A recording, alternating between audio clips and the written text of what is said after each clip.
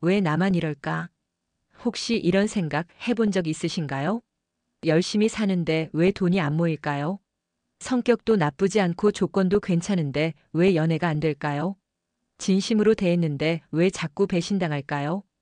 주변을 보면 나보다 못한 것 같은 사람도 잘 살고 나보다 성격이 별로인 것 같은 사람도 연애 잘하고 나보다 덜 진실한 것 같은 사람도 좋은 인간관계를 맺고 있는 것 같습니다. 정말 답답하죠. 사실 이런 고민은 현대를 살아가는 많은 사람들이 가지고 있는 보편적인 마음입니다. 특히 20대 후반부터 40대까지 인생의 중요한 선택들을 해야 하는 시기에 이런 생각들이 더욱 강해지죠. 오늘 이 시간에는 조금 다른 관점에서 이 문제를 바라보려고 합니다. 바로 사주학적 관점에서 말이죠. 사주학에서는 태어날 때부터 어떤 운명의 패턴이 있다고 봅니다. 마치 DNA처럼 말이죠. 하지만 이건 절대적인 운명이 아닙니다. 패턴을 알면 충분히 극복할 수 있어요. 지금부터 함께 살펴볼 이야기는 단순한 미신이 아닙니다. 수천 년 동안 사람들이 관찰하고 기록해온 인간의 행동 패턴에 대한 지혜입니다. 그리고 그 패턴을 이해하면 우리 인생을 조금 더 수월하게 살아갈 수 있는 방법들을 찾을 수 있습니다. 돈이 안 모이는 사주의 비밀. 서울에서 IT 회사를 다니는 김현수 씨 32세. 월급이 400만 원 정도로 나쁘지 않은 편이고 특별히 사치를 부리지도 않는데 통장에 돈이 도무지 모이지 않습니다. 친구들과 만나면 항상 자신이 계산하게 되고 가족이 어려운 일이 있으면 먼저 나서서 도움을 줍니다. 주식이나 코인에 투자해봐도 항상 손해만 보고 부업을 해봐도 오히려 시간과 돈만 더 들어가는 상황이 반복됩니다. 현수 씨는 이런 자신의 모습이 답답하기만 합니다. 분명히 돈을 아끼려고 노력하는데 어느 순간 보면 또 돈이 없어져 있어요. 마치 구멍 뚫린 독에 물을 붓는 것 같은 느낌이라고 하더라고요. 사주학적으로 보면 현수 씨 같은 분들에게는 몇 가지 공통적인 특징이 있습니다. 먼저 재성이 약한 경우입니다. 재성이란 사주에서 돈과 재물을 의미하는 글자인데 이게 약하면 돈에 대한 집착이 없어서 쉽게 흘려보내는 성향이 있어요. 돈이 중요하다는 걸 머리로는 알지만 마음으로는 그렇게 간절하지 않은 거죠. 두 번째는 식상이 강한 경우입니다. 식상이 강하면 표현 욕구와 소비 욕구가 강해집니다. 맛있는 것도 먹고 싶고 예쁜 것도 사고 싶고 경험해보고 싶은 것도 많아요. 그래서 들어오는 족족 쓰게 되는 거죠. 나쁜 게 아니라 그냥 그런 성향인 거예요. 세 번째는 비겁이 많은 경우입니다. 비겁이 많으면 형제 자매나 친구들과의 관계에서 손해를 보는 경우가 많아요. 남을 잘 도와주고 베풀기를 좋아하는데 그러다 보니 자신의 재물을 잃게 되는 거죠. 현수 씨처럼 친구들과 만나면 항상 자신이 계산하게 되는 것도 이런 이유예요. 네 번째는 재성이 상극되는 사주입니다. 돈이 들어와도 바로 나가는 구조예요. 마치 오른손으로 받으면 왼손으로 나가는 것처럼 말이죠. 월급이 들어오면 바로 각종 고지서나 대출 이자로 나가거나 예상치 못한 지출이 생기는 경우가 많아요. 그렇다면 이런 분들은 어떻게 해야 할까요? 우선 방향을 활용해 보세요. 사주학에서는 각자에게 재물이 들어오는 방향이 있다고 봅니다. 봄에 태어난 분들은 서쪽, 여름에 태어난 분들은 북쪽, 가을에 태어난 분들은 동쪽, 겨울에 태어난 분들은 남쪽 방향을 활용하시면 도움이 됩니다. 집에서 해당 방향에 책상을 놓고 재정 관리를 하거나 그 방향에 있는 은행을 이용해 보세요. 색깔도 중요합니다. 돈이 안 모이는 분들은 지갑이나 옷에 초록색이나 갈색을 활용해 보세요. 초록색은 성장과 풍요를 의미하고 갈색은 안정과 저축을 의미합니다. 반대로 빨간색이나 주황색은 소비 욕구를 자극할 수 있으니 피하시는 게 좋아요. 시기도 중요합니다. 자신의 사주에서 재성이 강해지는 시기가 있어요. 이때는 적극적으로 투자하거나 새로운 수입원을 만들어 보세요. 반대로 재성이 약해지는 시기에는 보수적으로 관리하는 것이 좋습니다. 마지막으로 작은 습관들을 바꿔보세요. 돈이 안 모이는 분들은 대부분 돈의 흐름을 정확히 파악하지 못해요. 가계부를 쓰든 앱을 쓰든 자신의 돈이 어디로 가는지 정확히 파악하는 것부터 시작하세요. 그리고 지갑을 정리하는 습관을 들이세요. 지갑이 정리되어 있어야 돈도 정리됩니다. 결혼이 늦는 사주에 숨겨진 이유. 부산에서 간호사로 일하는 박미영 씨 35세. 키도 크고 예쁘고 성격도 좋고 직업도 안정적인데 아직 결혼을 못했습니다. 주변에서는 미영이는 조건이 너무 좋아서 눈이 높은 거 아냐? 라고 말하지만 정작 미영 씨는 그렇지 않다고 해요. 만나는 사람은 있었지만 어느 정도 진전되다가 항상 어정쩡하게 끝나는 경우가 많았다고 합니다. 최근에 만난 남자친구도 마찬가지였어요. 6개월 정도 만났는데 처음에는 정말 좋았어요. 서로 호감을 가지고 있었고 미래에 대한 이야기도 나누고 양쪽 부모님께도 소개를 했어요. 그런데 어느 순간부터 그 남자가 연락이 뜸해지더니 결국 아직 결혼할 준비가 안 됐다며 헤어지자고 했습니다. 미영 씨는 정말 답답합니다. 자신이 뭘 잘못했는지 모르겠고 왜 항상 이런 패턴이 반복되는지 이해할 수 없어요. 나이는 점점 많아지고 주변 친구들은 다 결혼해서 아이까지 낳고 있는데 자신만 혼자 남겨진 것 같은 느낌이 든다고 하더라고요. 사주학적으로 보면 미영 씨 같은 분들에게는 몇 가지 특징이 있습니다. 먼저 관성이 없거나 약한 경우예요. 관성은 여자 사주에서 남편을 의미하는데 이게 없으면 이성에 대한 관심이 상대적으로 적어요. 결혼에 대한 간절함도 다른 사람들보다 덜하고요. 마치 결혼하면 좋겠지만 꼭 해야 한다는 생각은 없어라는 마음가짐이에요. 두 번째는 상관이 관성을 극하는 경우입니다. 상관이 강하면 개성이 강하고 독립적인 성향이 있어요. 이런 분들은 무의식적으로 이성을 까다롭게 평가하게 됩니다. 이 사람은 이런 점이 부족해, 저 사람은 저런 점이 마음에 안 들어 하면서 완벽한 사람을 찾으려고 해요. 물론 본인은 그렇게 까다롭다고 생각하지 않지만 객관적으로 보면 기준이 높은 거죠. 세 번째는 자영이나 묘유충 같은 형충이 있는 경우입니다. 형충이 있으면 인연이 쉽게 끊어져요. 만나면 어느 정도까지는 잘 진행되는데 어느 순간 갑자기 관계가 틀어지거나 끝나는 경우가 많아요. 미영 씨처럼 6개월 정도 만나다가 갑자기 헤어지는 패턴이 반복되는 것도 이런 이유예요. 네 번째는 호랍이 살이나 호럼이 살이 있는 경우입니다. 이런 분들은 혼자 있는 것을 좋아하는 기운이 있어요. 다른 사람들은 외로움을 많이 타는데 이분들은 혼자 있어도 그렇게 외롭지 않아요. 그래서 결혼에 대한 절실함이 덜하고 상대방도 그런 분위기를 느끼게 되는 거죠.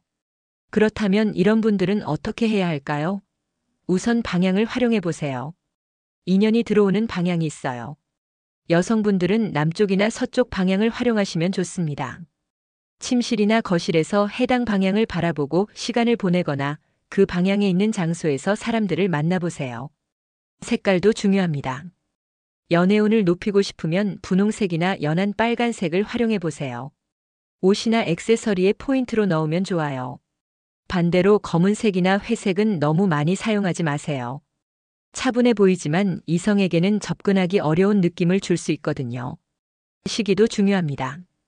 자신의 사주에서 관성이 강해지는 시기가 있어요. 이때는 적극적으로 새로운 만남을 가져보세요. 소개팅도 받고 모임도 참여하고 새로운 취미 활동도 시작해보세요. 반대로 관성이 약해지는 시기에는 기존 관계를 잘 유지하는 데 집중하세요. 환경도 바꿔보세요. 침실에 거울을 너무 많이 두지 마세요. 거울이 많으면 마음이 흔들리기 쉬워요. 대신 꽃이나 식물을 두어서 생기를 불어넣어 보세요. 그리고 혼자 있는 시간을 줄이고 사람들과 만나는 시간을 늘려보세요. 가장 중요한 것은 마음가짐입니다. 결혼을 꼭 해야 한다는 부담감보다는 좋은 사람과 좋은 관계를 만들고 싶다는 마음으로 접근해 보세요. 그리고 완벽한 사람을 찾으려 하지 말고 나와 잘 맞는 사람을 찾으려고 노력해 보세요. 늘 배신당하는 사주의 특징. 대구에서 작은 무역회사를 운영하는 최재호 씨 42세. 성격이 좋고 사람들을 잘 도와주는 것으로 유명한데 이상하게도 늘 배신당하는 일이 반복됩니다.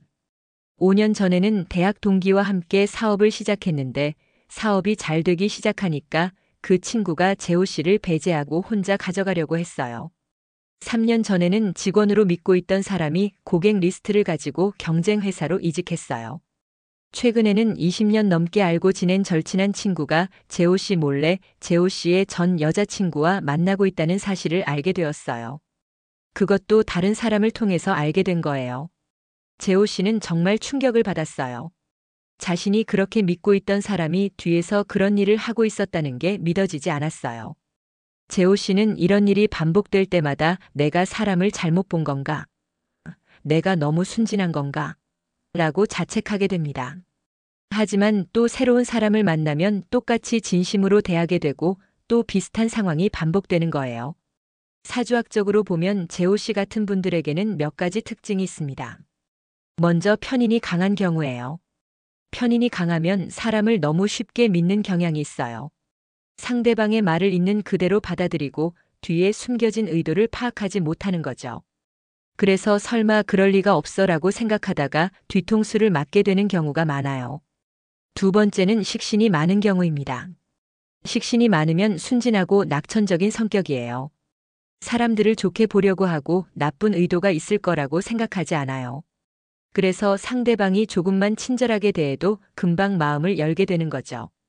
이런 분들은 사기꾼들이 가장 좋아하는 타입이기도 해요. 세 번째는 겁재가 많은 경우입니다. 겁재가 많으면 경쟁자나 적이 많이 생겨요. 본인은 특별히 누구와 경쟁하려는 마음이 없는데 다른 사람들이 일방적으로 경쟁심을 가지게 되는 거죠. 그래서 재호 씨처럼 사업이 잘 되기 시작하니까 파트너가 독차지하려고 하는 일이 생기는 거예요. 네 번째는 사주에 충이 많은 경우입니다. 충이 많으면 갈등과 분리가 잦아요. 처음에는 좋은 관계를 맺지만 어느 순간 갑자기 관계가 틀어지는 경우가 많아요. 마치 화산이 폭발하는 것처럼 갑작스럽게 문제가 터지는 거죠. 그렇다면 이런 분들은 어떻게 해야 할까요? 우선 방향을 활용해 보세요. 해로운 기운을 피하는 방향이 있어요. 북동쪽이나 남서쪽 방향에서 중요한 계약을 하거나 새로운 사람을 만나는 것을 피해 보세요. 대신 북서쪽이나 남동쪽 방향을 활용하시면 좋습니다. 색깔도 중요합니다. 자신을 보호하는 색상을 활용해 보세요. 파란색이나 남색은 냉정함과 지혜를 의미하니까 중요한 만남이나 계약을 할 때 이런 색상의 옷을 입어보세요. 반대로 노란색이나 주황색은 너무 많이 사용하지 마세요. 친근해 보이지만 방심하기 쉬운 분위기를 만들 수 있거든요. 시기도 중요합니다. 자신의 사주에서 충이 강해지는 시기가 있어요. 이때는 특히 조심하세요. 새로운 사업이나 투자를 시작하지 말고 기존 관계도 더 신중하게 관리하세요. 반대로 안정적인 시기에는 새로운 인연을 만들어 보세요. 관계를 맺는 방식도 바꿔보세요. 처음부터 모든 것을 다 털어놓지 마세요. 시간을 두고 천천히 상대방을 파악해 보세요. 그리고 중요한 일은 한 사람에게만 의존하지 말고 여러 사람과 함께 하는 것이 좋아요. 계약서나 문서도 반드시 남겨두세요. 가장 중요한 것은 직감을 믿는 것입니다. 편인이나 식신이 강한 분들은 의외로 직감이 좋아요. 하지만 그 직감을 무시하고 논리적으로 판단하려고 하다가 실수하는 경우가 많아요. 뭔가 이상하다는 느낌이 들면 일단 한 번 더 생각해 보세요. 운명을 바꾸는 마음가짐. 지금까지 돈이 안 모이는 사주, 결혼이 늦는 사주, 늘 배신당하는 사주에 대해 이야기해 보았습니다. 혹시 여러분 자신의 모습이 떠오르셨나요? 아니면 주변 사람들의 모습이 생각나셨나요? 하지만 한 가지 중요한 것을 말씀드리고 싶어요. 사주는 운명을 100% 결정하는 게 아닙니다. 사주는 경향성일 뿐이에요. 마치 날씨 예보와 같다고 생각하시면 됩니다. 내일 비가 올 확률이 80%라고 해도 우산을 준비하면 젖지 않잖아요. 사주도 마찬가지예요. 돈이 안 모이는 사주라고 해서 평생 가난하게 살아야 하는 건 아닙니다.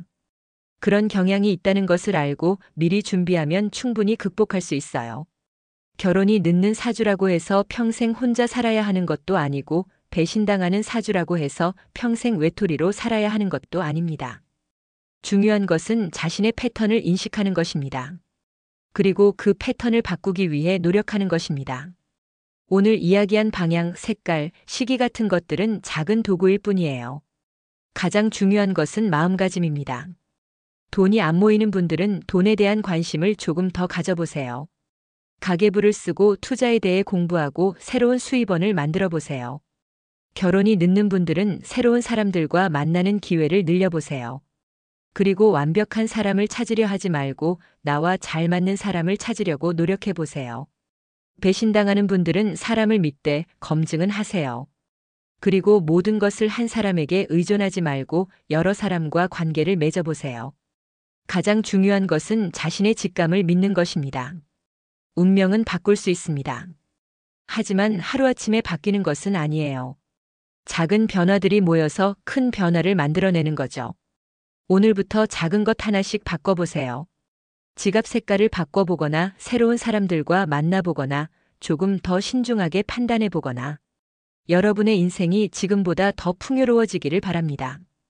그리고 사주가 여러분의 삶에 작은 지혜를 줄 수 있기를 바랍니다. 운명을 탓하지 마시고 운명을 바꿔나가세요. 여러분은 모두 그럴 능력이 있는 사람들입니다.